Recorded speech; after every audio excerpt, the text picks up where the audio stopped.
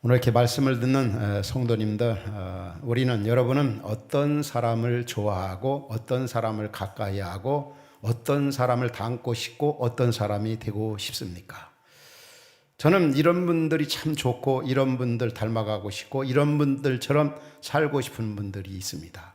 그런 분들이 어떤 분들이냐면 아주 유순하고 부드럽고 또 친절하고 상냥하고 또 들어주기를 참 좋아하고 또 하는 일에 대해서 인정해주고 격려해주고 이해 잘해주고 또 실수를 했어도 감싸주고 또 자신의 있는 그런 위치에서 또 양보도 하고 또 자신이 희생하면서 상대방을 나를 이렇게 기쁘게 해주려고 하고 이해해 주려고 하는 이런 분들 참 굉장히 좋아하고 또 그런 분들처럼 살고 싶고 그런 분들처럼 이렇게 행동하고 싶고 본받아가고 싶다, 그런 생각 들 때가 참 많이 있습니다.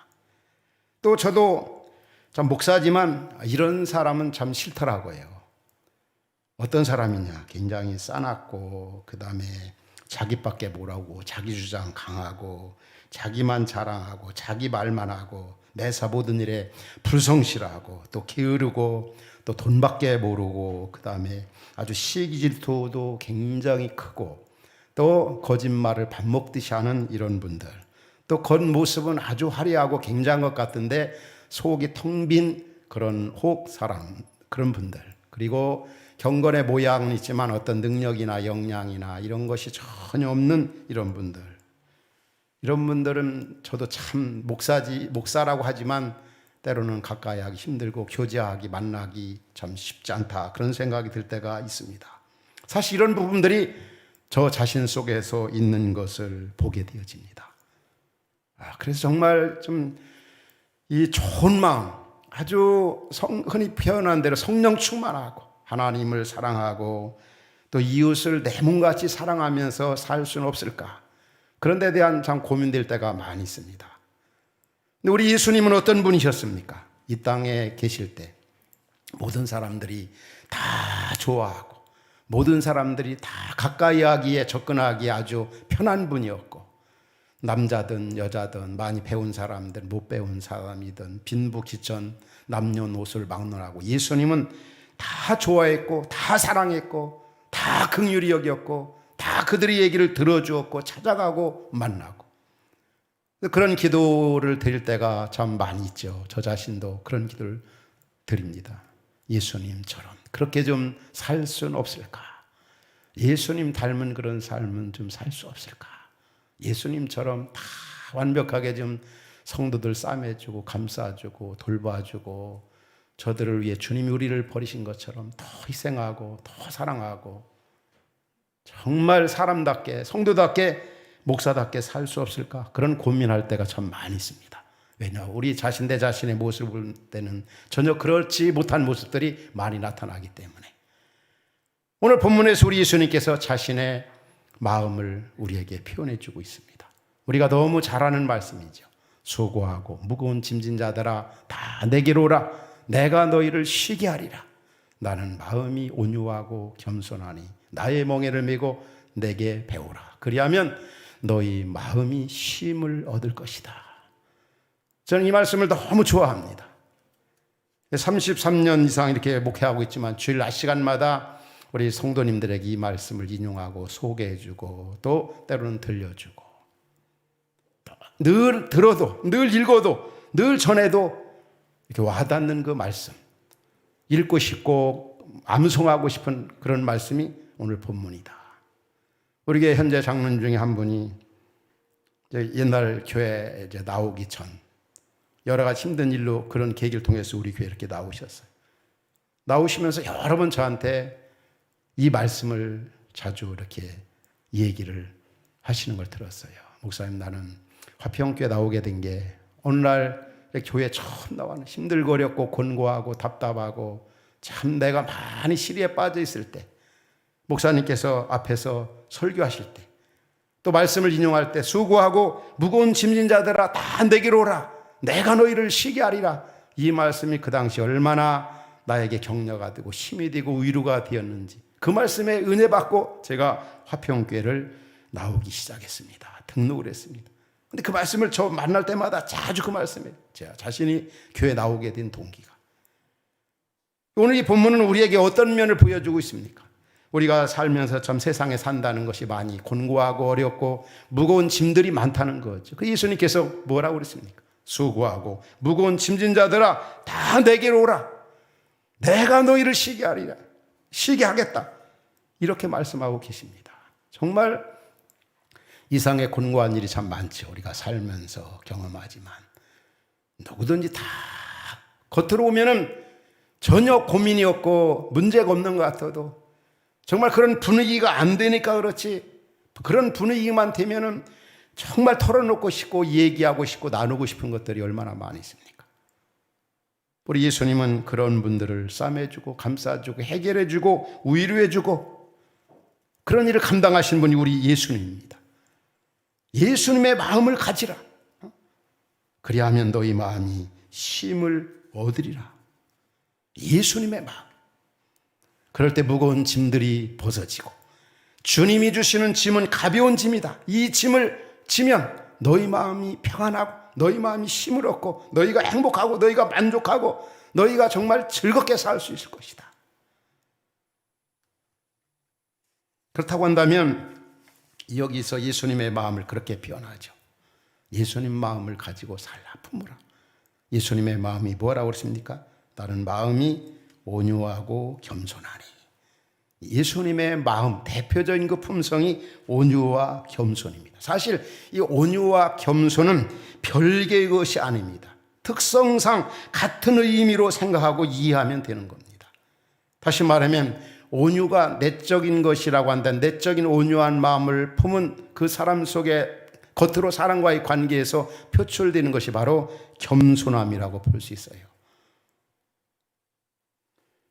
그 헬라에 보면은 이 프라우스 에이미 카이 이 타페이노스 이 말이 나는 마음이 온유하고 그리고 나는 겸손하다. 이 특별히 온유라고 하는 이 프라우스라고 하는 이 단어가 그렇습니다. 우리가 흔히 생각하면 온유하면은 그냥 싸납지 않고 온순하고 그냥 부드럽고 유하고 그렇게만 생각하는데 그 이상의 그 의미를 담고 있습니다. 이 온유를 얼마나 강조하고 있습니까?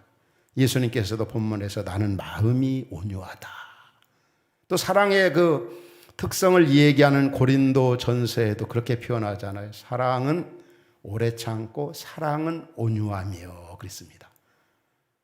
또 성령의 9가지 열매 가운데 하나가 뭐죠? 이 온유라고 하는 이 프라우스라고 하는 이 단어, 온유, 그만큼 중요하죠. 또 예수님이 팔복 가운데 성도가 품어야 할 품성 중에 온유한 마음. 그래서 마태복음 5장 5절에 그렇게 말씀하잖아요. 온유한 자가 행복한 사람이니 그들이 땅을 기업으로 받을 거다. 온유한 사람이 이 땅에 승리하고 온유한 사람에게 하나님이 놀라운 복을, 땅을 차지한다. 이 세상을 정복할 수 있다는 거죠.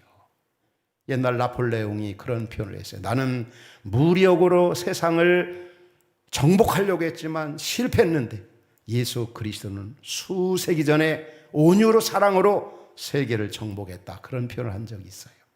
그만큼 온유가 능력이 있다는 거죠. 그러면 온유는 뭘까? 흔히 생각하면 온유는 아주 태어나면서부터 가지고 나온 그런 성품이다 이런 생각하는 분들이 많이 있는데 성경은 이 온유는 생내적인 것이 아니라는 거예요. 사람이 태어나면서부터 성경은 뭐라고 말씀합니까? 제약 중에 출생했다고 그랬습니다. 그러므로 이 온유는 예수를 믿는 자에게 성령이 주시는 하나의 열매입니다. 열매. 그래서 온유는 본질적으로 다른 사람들과의 관계에서 나타나는 태도의 어떤 표현입니다. 온유한 사람은 자신에 대해서 민감하지가 않아요. 온유한 사람은 오히려 자기 자신에 대해서 일단락 지은 사람이다. 이렇게 표현할 수도 있습니다. 일단락 지었다는 말은 자기 자신, 자아에 대해서 죽어지고 늘 상대방을 생각하고 상대방을 이해하고 또 상대방에 대해서 하나님과 사람에 대해서 원망하거나 불평하지 않는 이런 사람. 또 온유한 사람은 부당하게 대우를 받아도 잘 참고 아무것도 가지지 않았지만 모든 것을 가진 자처럼 자족할 줄 아는 이런 사람을 온유한 사람이다. 이렇게 성경은 말씀합니다. 특별히 우리 예수님에게서 그것을 발견할 수 있어요. 예수님의 그 성육신의 그 모습, 하나님됨을 포기하고 이 땅에 오셨지 않습니까? 또 죽기까지 하나님께 순종하신 것, 죽기까지 우리를 사랑하신 것, 십자가에서 나타났습니다. 우리 빌립보서 2장 6절부터 8절에 보면은 그는 근본 하나님의 본체시나 하나님과 동등됨을 취할 걸 여기지 아니하시고 오히려 자기를 비워 종의 형체를 가지사 사람들과 같이 되셨고 사람의 모양으로 나타나사 자기를 낮추시고 죽기까지 복종하였으니 곧 십자가에 죽으심이라. 온유가 이게 바로 온유입니다. 예수님의 온유가 십자가 산상에서 또 하나님됨을 포기하시는 것, 이런 게 성경은 온유라고 말씀합니다. 유순하고 부드럽고 이런 부분도 온유지만 더 근본적인 면에서는 우리 예수님 닮은 모습, 예수님처럼 사는 것.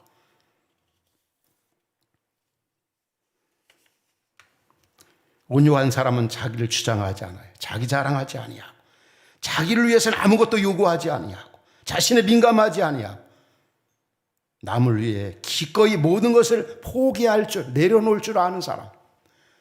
여러분 정말 힘들 것 같죠? 나는 죽었다 깨도 그렇게는 목사님 못해요. 어떻게 세상에서 그렇게 삽니까?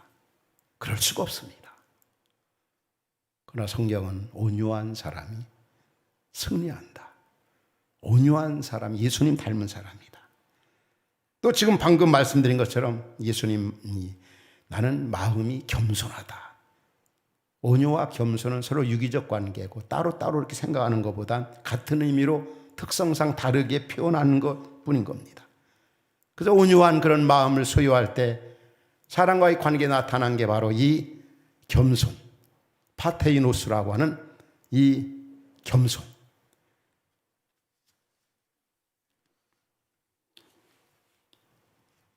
그래서 겸손이 무엇이냐 할 때 내려놓는 것. 이 어거스틴이 그런 표현을 했어요. 우리 기독교의 최고의 덕목이 있는데 그것은 바로 첫째는 겸손. 그럼 두 번째는 뭘까요? 두 번째도 겸손. 세 번째는 뭘까요? 세 번째도 겸손. 그만큼 겸손이 중요하다. 이 칼뱅은 또 그렇게 표현했어요. 겸손이 뭐냐 할 때는 우리 자신의 헐벗은 존재임을 알고 우리 자신의 그 헐벗은 무능한 존재임을 알고 하나님의 자비, 사랑에 굴복하는 거. 하나님께 이렇게 굴복하는 거. 나에게는 아무런 선이나 어떤 능력이 없습니다. 나의 연약함과 재등과 비천함을 깨닫고 오직 하나님의 사랑, 하나님의 긍휼, 자비에 굴복하는 것.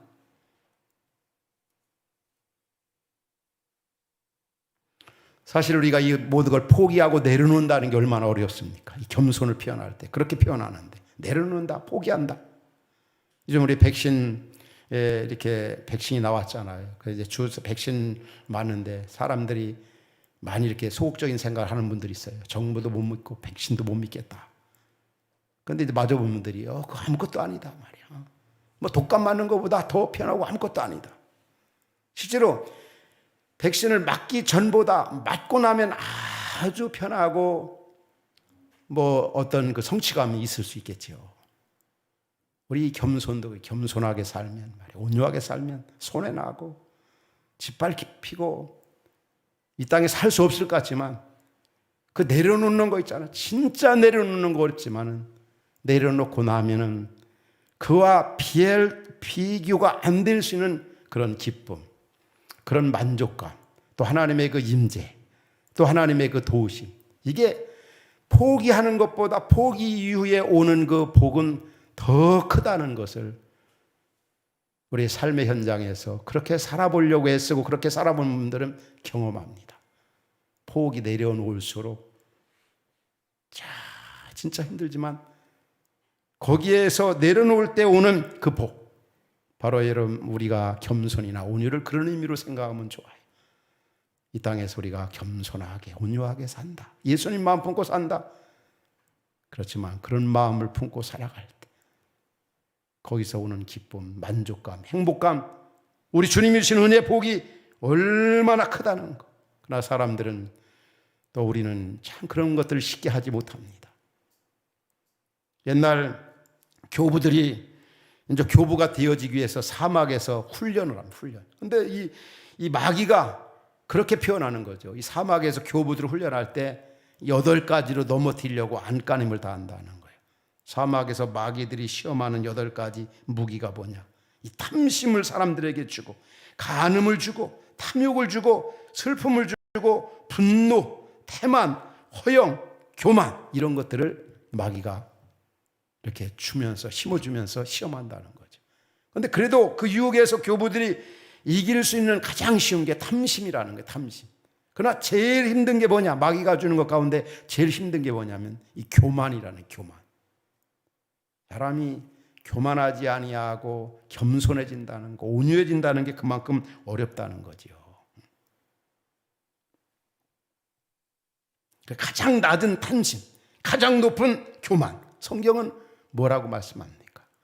교만은 패망의 선봉이고 넘어짐의 앞잡이다. 하나님은 교만한 자를 물리치고 겸손한 자에게 은혜를 주신다. 따라서 오늘 우리는 예수님의 마음, 온유와 겸손, 겸손과 온유 가지고 살아갈 때 참 힘든 것 같지만 거기에서 오는 그 주님의 위로, 주님이 주시는 복이 얼마나 크다는 것. 내가 이 마음을 가지고 살아갈 때 너희 마음이 힘을 얻으리라. 여러분, 평안함 속에, 기쁨 속에 포스트 코로나 곤고한 세상에 우리가 살고 있지만 진짜 기쁨을 누리며 행복하게 살기 원하십니까? 예수님의 마음을 품으라는 거. 예수님 마음 가지고 살라는 거죠. 성경에 예수님의 마음을 품고 살아갔던 사람들,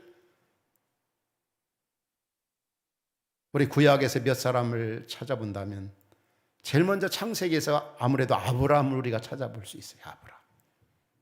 우리가 아는 대로 아브라함이 정든 고향 친척 아비 집을 떠나서 하나님이 지시한 땅으로 갔잖아요. 흉년을 만나서 어려움을 당했어요. 그러나 하나님이 함께함으로 시간이 흐르면서 엄청난 복을 받게 되었어요. 어려울 때는 형제간에도 좋았는데 물질이 많아지니까 그 조카 롯과 그 식구들과 아브라함의 그 식구들과 싸움이 일어난 거죠. 그때 아브라함의 온유함이 어떻게 나타납니까? 야, 우리가 이방 땅에 와서 이 물질 가지고 싸우면, 이 형제들끼리 싸우면 하나님 믿지 않는 사람들 우리를 어떻게 보겠느냐. 제발 우리 그러지 말자. 그래서 아브라함이 롯에게 제의하잖아요. 너 오른쪽 갔든지 왼쪽 갔. 내가 오른쪽 가지면 나는 왼쪽 갔고, 내가 오른쪽 가지면 왼쪽 가지면 나는 오른쪽 갔겠다. 우하면 좌하고 좌하면 우하겠다. 근데 롯은 얼마나 돈 사랑 욕심이 많았던지 그 당시에 딱 보니까 아주 비싼 땅, 요즘 말하면 옛날로 말하면 명동 땅 혹은 막 강남 땅, 요즘 그런 것처럼 보여지는 거죠. 그런데 우리가 한 대로 그 롯이 선택한 땅은 나중에 소돔과 고모라성이 되어버리고 불로 멸망을 당했잖아요. 불로 심판받잖아요. 근데 아브라함은 얼마나 하나님이 복을 주셨던지 온유와 겸손의 마음을 가지고 있을 때 관용 정신을 가지고 이 조카 롯을 대했어요. 그 결과로 아브라함은 엄청난 부자였어요. 종이 318명이나 됐어요. 바로 이 아브라함 같은 사람이 이 물질을 추원하고 하나님 나라를 생각하고 하나님을 먼저 생각하고 그 나라를 구할 때 하나님께서 이 아브라함을 아주 크게 쓰셨어요. 그래서 창세기 18장 17절에 보면은 하나님은 이제 아브라함만 만나면 그냥 얼마나 좋아하고 기뻐하는지. 야, 나는 너 만나면 얼마나 좋은지 말. 요즘 표현하면 당신 만나고 너 만나면 밤새 얘기하고 싶고 속상한 거 뭐 직장 생활에 이곳저곳에서 시달린 거 다 얘기하고 싶어. 당신만 만나면. 근데 하나님이 그랬어요. 야, 나는 너 만나면 나의 하려는 일을 아브라함에게 숨기느냐. 앞으로 소돔과 고모라 성 불로 멸망한다. 다 털어놓은 거죠, 하나님이. 얼마나 하나님의 은혜와 복을 누리면서 온유와 겸손한 마음을 가졌던 아브라함, 하나님의 복을 받았습니까? 또 한 사람을 든다면 아무래도 모세를 들 수가 있을 거예요. 모세, 우리가 알잖아요. 이스라엘 민족의 지도자.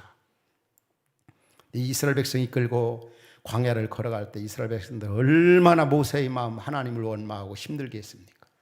하나님께서 너무 불평하고 원망하고 불순종한 이스라엘 향해서 모세가 이끄는 백성을 향해 그렇게 말씀했습니다. 이들 너무 속성이다. 가나안 땅 못 들어가게 하겠다. 그러니까 모세가 뭐라고 했습니까? 아마 보통 사람 같으면 하나님 감사합니다. 어떻게 이렇게 제 마음을 잘 아십니까? 아마 보통 사람 같으면 그렇게 했을 것 같아요. 그런데 모세가 뭐라, 하나님 정말 그러시면 안 됩니다.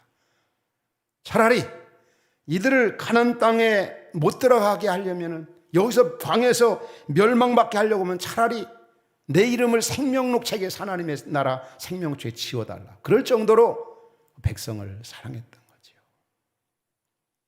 그래서 하나님께서는 모세를 어떻게 평했습니까? 민수기 12장 3절에 오면은 모세는 온유함이 이 지상의 모든 사람보다 가장 지상에서 온유한 사람이 바로 모세였다고 하나님이 평가하셨습니다. 오늘 말씀을 우리 성도님들도 우리 하나님께, 또 아내나 남편이나 직장 동료에게, 당신은 정말 당신은 온유한 사람이라고, 그 온유함을 본받고 싶다고, 이런 마음을 가지고 살아가는 게 얼마나 귀한 일입니까? 그래서 모세는 하나님과 대면하고 친구와 이야기한 같지만, 그렇게 우리가 이 땅에 살면 얼마나 좋겠습니까? 그런 마음을 가지고 살아가기를 주님은 원하고 계십니다. 또 한 사람을 든다면 아무래도 다윗을 들 수가 있어요. 다윗, 온유와 겸손이 뭐냐? 우리 가운데로 다윗이 하나님이 함께 하셨어요. 가는 곳마다 지혜롭게 행했습니다. 이스라엘과 이 블레셋과의 싸움이 있을 때, 그 당시 사울이 왕이었지 않습니까? 전쟁에 승리하고 돌아오면 이스라엘 여인들이 그랬어요. 야, 다윗이 죽인 사람은 만만이고 사울이 죽인 사람은 천천이다. 막 다윗을 계속 부추겨 세웠어요, 백성들이. 그러니까 사울은 다윗을 기회만 있으면 죽이려고 10년 이상 다윗을 추격했어요. 따라다녔습니다.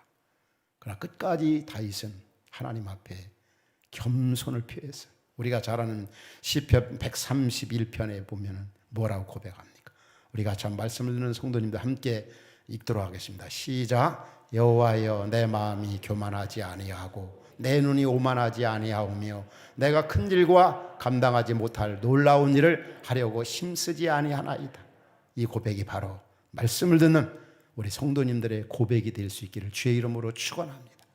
항상 주님의 마음, 여호와여, 내 마음이 교만하지 아니하며 내 눈이 높지 아니하며, 하나님은 이런 겸손한 자에게 은혜 주시고 겸손한 자를 높이신다고 하는 사실이에요. 신약에서 또 한 사람을 든다면 세례 요한 있죠. 세례 요한. 얼마나 겸손한 사람입니까? 예수님은 흥해야 되고 나는 새야 된다. 나는 광야에 외치는 자의 소리다. 나는 예수님의 신발의 끈을 풀기도 감당할 수 없는 사람이다. 정말 온유와 겸손한 사람이 세례 요한, 예수님을 닮은 사람. 나와 세상은 간 곳이 없고 구속한 주만 드러내는 세례 요한. 그래서 성경은 뭐라고 말합니까? 구약 시대부터 그 시대에 이르기까지 여자가 낳은 사람 가운데 가장 큰 사람이 바로 세례 요한이라고 그랬어요. 또 한 사람을 든다면 베드로를 들 수가 있습니다. 사도행전 10장, 요즘에 새벽마다 우리 큐티 말씀이 사도행전 아닙니까? 초대교회 무대 위에서 활약했던 사도 베드로. 사도행전 10장 25절 26절에 보면은 그가 유대인이었는데 어디로 가지요? 이방인 고넬류 집을 방문합니다. 고넬류가 자기 집안 식구들을 다 모아놓고 유대인 베드로를 통해서 말씀을 들으려고 이제 베드로가 고넬류 집에 왔습니다. 그때 베드로가 들어올 때 고넬류가 이 베드로 앞에 어떻게 했습니까? 베드로 발 앞에 엎드려 절하면서 베드로를 맞이했어요. 그때 26절에 오면은 위대한 인간선을 합니다. 베드로가 어떻게 합니까? 이 고넬류를 일으켜 세우되 일어서라. 뭐라고요? 나도 사람이라죠. 너 똑같은 사람이다. 얼마나 겸손한 자세입니까? 그가 베드로를 베드로 되게 하신 분이 하나님이시잖아요. 이게 바로 온유함이고 겸손함입니다. 또 마지막에 한 사람이 있어요. 어떤 사람이냐면 그 바울과 바나바. 그가 루스드라에서 복음을 전할 때 막 기적이 일어났어요. 이적이 일어났어요. 이방 땅에서 말입니다. 그러니까 그 이방 땅에 있는 사람들이 이 바울과 바나바 보고 뭐라고 했습니까? 신이여, 신이여. 제우스 신이라고 막 신으로 추대한 거예요. 지금 이방 땅에서 바울과 바나바가 복음 전하다가 얼마나 어려움을 많이 당합니까? 우리 큐티 말씀에 살펴보잖아요. 때로는 돌에 맞고 얼마나 가는 곳마다 말이야 유대인 중심에 가지고 핍박을 받습니까? 이런 때 사람들이 신처럼 막 한다고 할 때 뭐 굉장히 좋아할 수도 있어. 그러나 그가 이 사도행전 4장 15절, 14장 15절에 뭐라고 그럽니까? 여러분이요 어찌하여 이런 일을 하느냐. 이 말은 우리를 왜 신처럼 당신들이 이렇게 인정하느냐. 우린 여러분과 같은 똑같은 성정을 가진 사람이라. 당신들과 별 다를 바가 없는 사람이다. 제발 당신 이런 짓 하지 말고 하늘과 땅을 지으신 바다를 만드신 하나님을 경외하고 의미 있게 보람 있게 살라고 외치는 이 바울과 바나바의 모습. 자, 우리가 힘든 시대를 살아가고 있습니다. 어려운 시대를 살아가고 있습니다.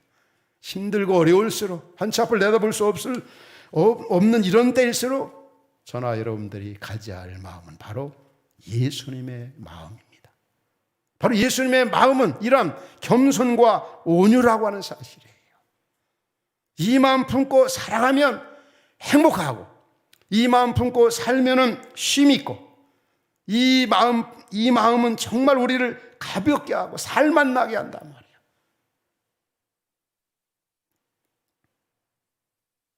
여러분, 이 온유와 겸손, 예수님의 마음을 품고 살아가면 인생이 고달플까요? 우리 주님은 그렇지 않다고 말씀합니다. 이런 사람이 승리한다.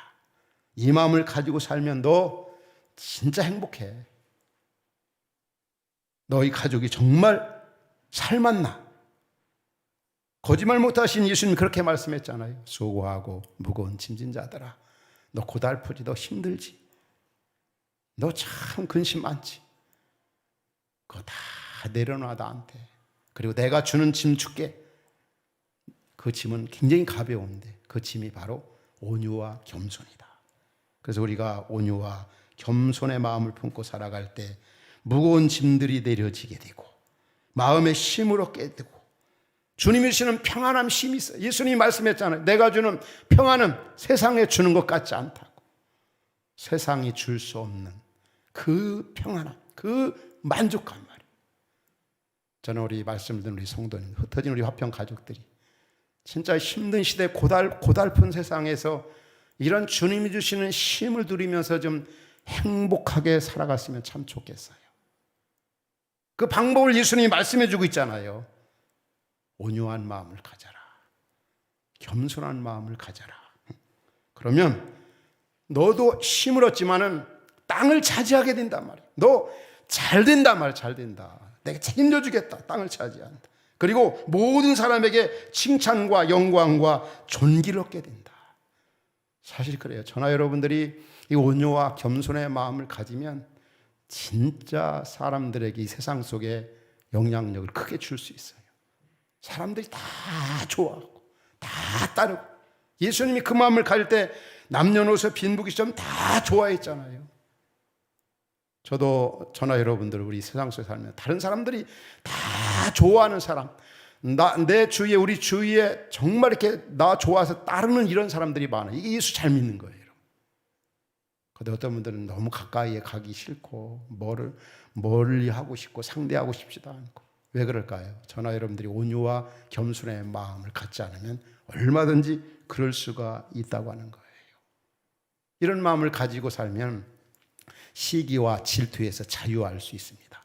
이 사람이 그 사람들의 마음을 요즘에 다스리고 정복하는 게 시기 질투가 얼마나 많은지 몰라요. 저는 목회하면서 살수록 주변에 많은 분들 가운데 이렇게 또 제 자신 속에서도 마찬가지죠. 이 시기 질투라는 게 얼마나 무서운, 하나님의 은혜를 송두리째 빼앗아가는 게 바로 시기 질투고 사람과의 관계를 파괴하는 게 시기 질투더라고요. 시기 질투.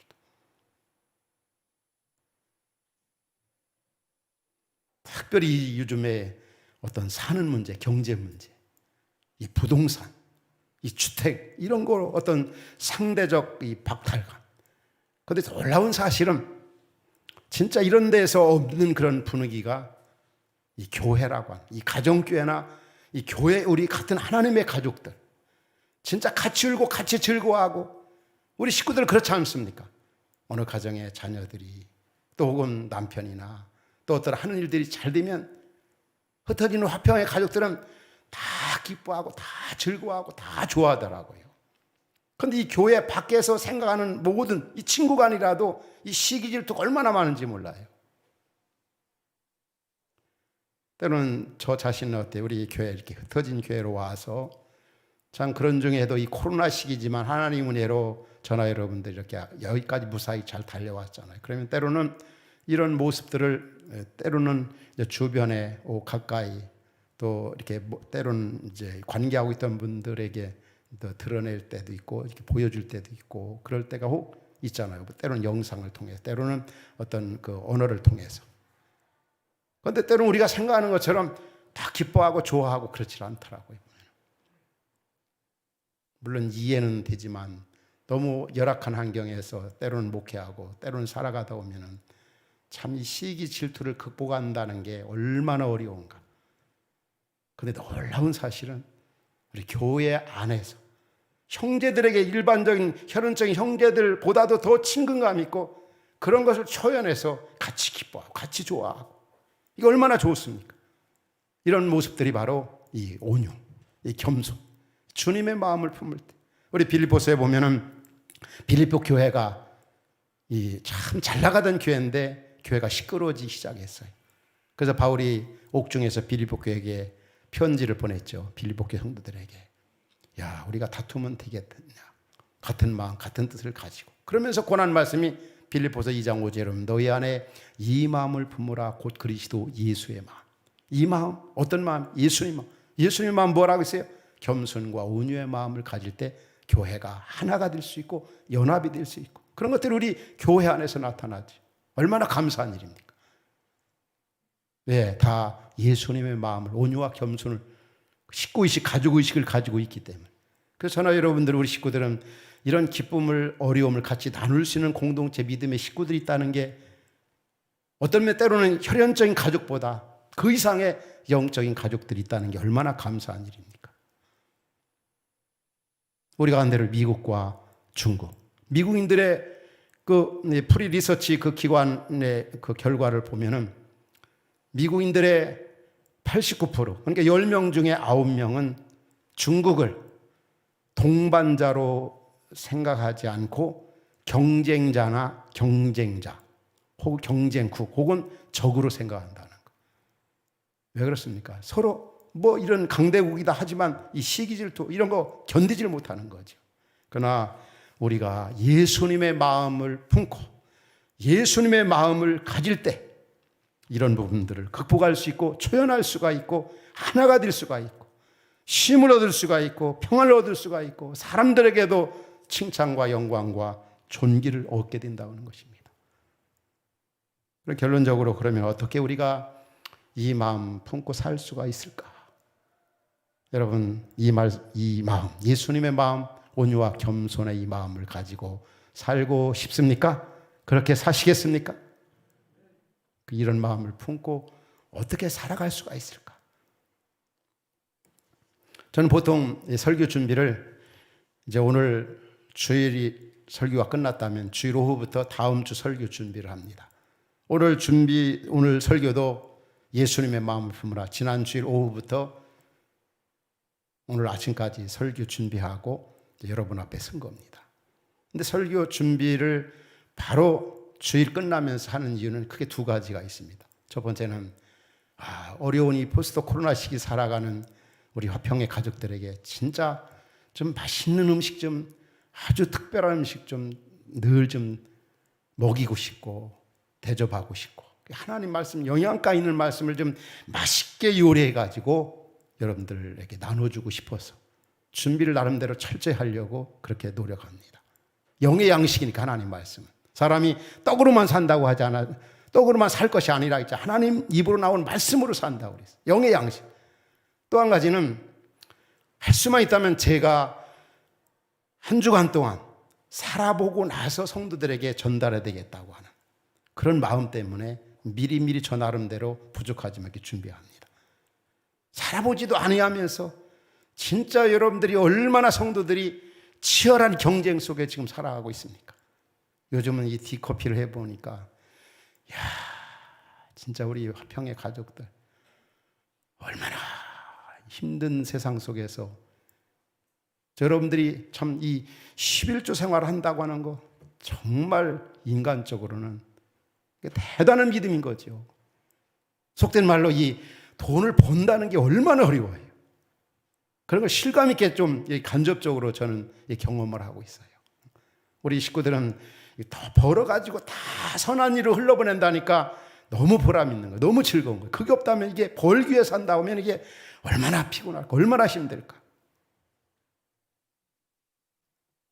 제가 이 경험 마찬가지입니다. 제가 이 말씀대로 온유하고 겸손한 마음을 가지고 한 주간도 이제 살아보고 나서 다음 주에 말씀을 전해야 되겠다.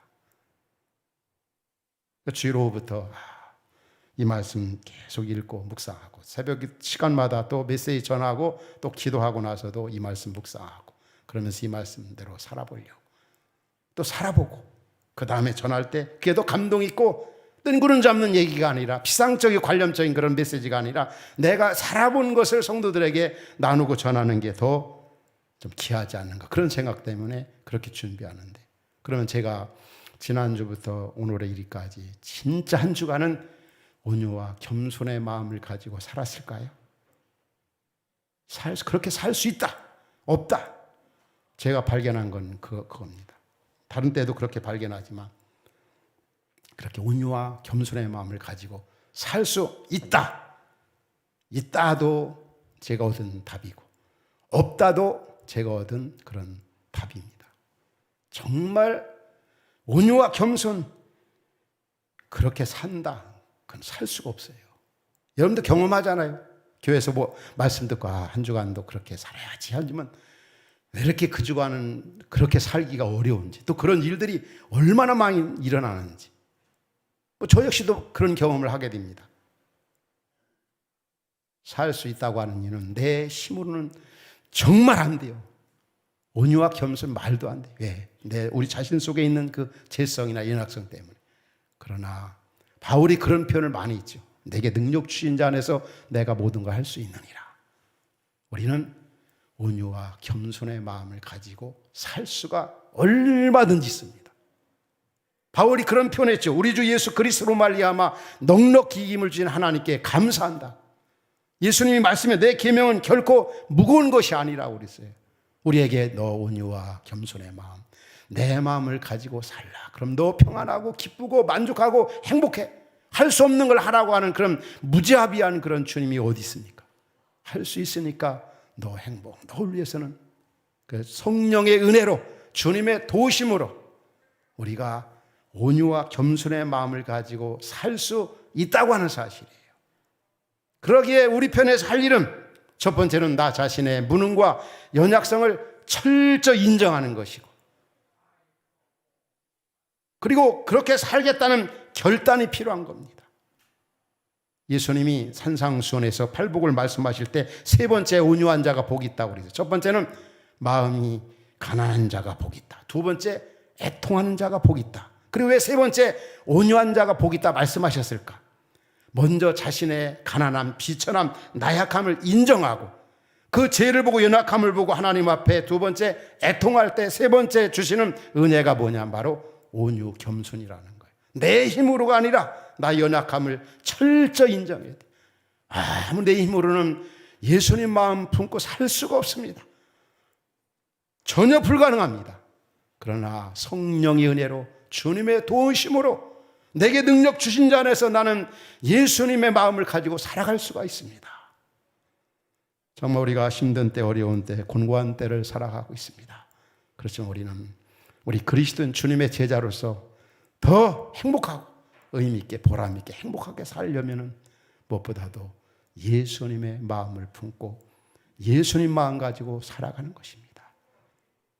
말씀을 듣는 성도 여러분, 바로 예수님의 생각이 우리의 생각, 예수님의 삶이 우리의 삶, 예수님의 비전이 우리의 비전으로 이렇게 살아가려면 예수님의 마음을 품어야 합니다. 이 마음 품고 이 어려운 시대 정말 여러분들이 행복하게 의미 있게 만족하게 살아갈 수 있기 바랍니다. 그런 마음을 품고 살아갈 때 하나님이 영광을 받으시는 겁니다. 주님이 왕 되심을, 주님이 주 되심을 드러낼 수가 있는 것입니다. 이라는 예가 오늘 말씀을 듣는 여러분 모두에게 있기를 주의 이름으로 축원합니다. 하나님